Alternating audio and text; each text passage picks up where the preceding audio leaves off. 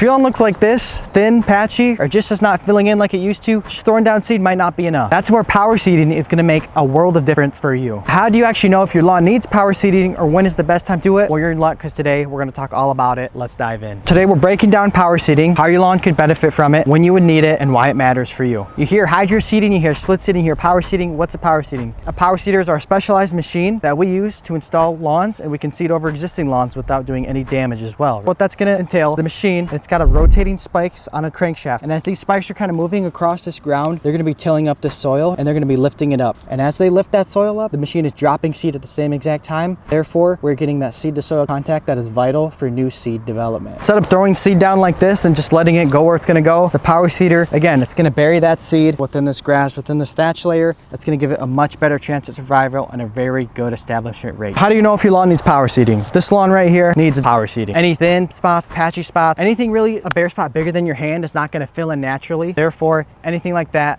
you're gonna need seeding. The power seeder is perfect for going over these small areas here of these thin lawns and filling it in, making it all even and smooth, and that's one sign you need it. So you may also want to consider power seeding if you had summer damage, stress, drought damage, stuff like that. That's gonna be showing up, grub damage, anything like that where it kills off parts of your lawn that aren't gonna come back. Power seeding is gonna be the best choice for you. Another sign is weeds. Like here, we have all this clover taking over all of these thin areas, right? And so the best defense against any weed is gonna be a nice, thick, healthy turf stand. And so something like this is gonna be very vital to power seed, because when we power seed it, we're gonna thicken it up and we're gonna stop that weed growth from happening in the first place. Power seeding can also be a great option for older lawns, right? So a lot of those older varieties of turf grasses aren't very good. They don't look as green. They're not disease resistant. Therefore, you may want some newer varieties of that Kentucky blue or perennial ryegrass that we see today. Those varieties, again, are disease resistant. They look better. They perform better. They're overall better for your lawn. So if you have an older lawn, power seeding could be an option as well. You may be wondering, why not just push spread or throw seed over a traditional lawn and therefore I'll be fine? Well, again, when you're talking lawns, especially like this is hard dirt pack, compaction clay. If you throw seed down on this, nothing is going to germinate.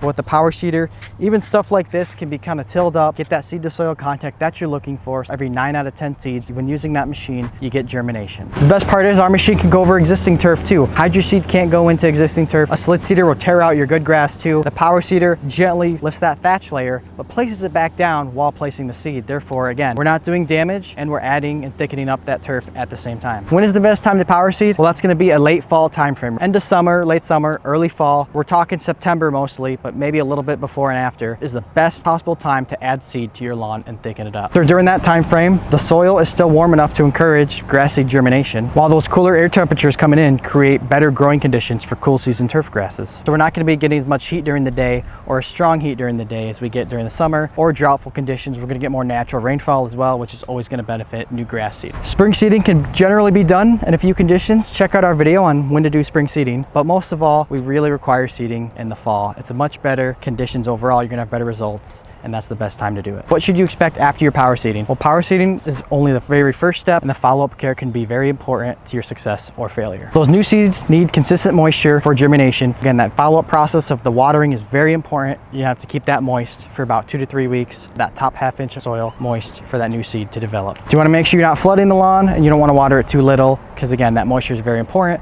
The next part of it is nutrition. You want to make sure that during the seeding, after the seeding, you're getting the proper follow-up nutrition, because lawns need some of the specific fertilizers such as phosphorus, especially important for new seed development. So you also want to avoid foot traffic or any type of traffic at all, dogs, kids, anything like that walking in these new areas, because when you walk on that new seed, it can actually disrupt a lot of the growing patterns, and therefore you want to stay off of it for as long as you can while the grass is getting established. With the right conditions, proper care, and follow-up care, you should be seeing those newly thin areas start to fill in over time in just a few short weeks. If your lawn is thin, if it's patchy, if it's old, maybe you want to just thicken it up, power seeding is the right option for you. And here in Michigan, we're about to enter that window of that late summer, early fall time frame of where seed is going to be the best time for it to develop, the best time for you to thicken up your lawn and protect it for the following season. The thicker and healthier we can make your turf this fall, the better defense it's going to have next season against weeds, against crabgrass, against disease, and against stress and summer stress as well. If you're not sure whether your lawn needs seeding or overseeding or any type of seeding,